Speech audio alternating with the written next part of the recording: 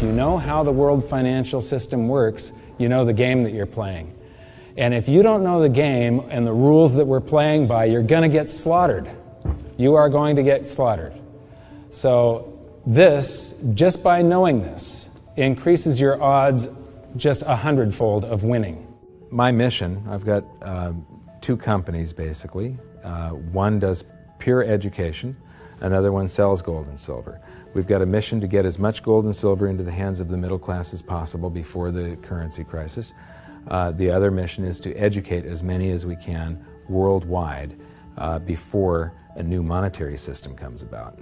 What we do for our customers that's different from any other dealer is we are all invested in gold and silver, every person at my company. And we measure this every day.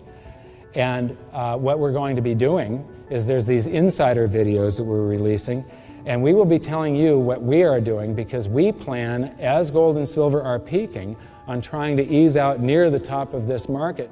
This decade is going to be completely unlike anything that any of us alive have ever known. There's going to be changes globally with the financial system, with all of the currencies. Basically, you know, our entire currency system is imaginary. It doesn't really exist. It's just that we're all dreaming the same dream. If anybody chooses to wake up, it's over with. As I travel around and speak to audiences all over the globe, they're always amazed to find out that the currency that they're using isn't really money, and that the currency is created out of thin air, that it's nothing but a piece of paper with numbers on it, that all currencies throughout history have failed, that there have been thousands upon thousands of them, and the ones that they are using today are going to meet the same fate. I could see that there wasn't anything in history as far as finances go that was as much of a sure bet, a sure thing, as gold and silver accounting for the expansion of the fiat currency supply.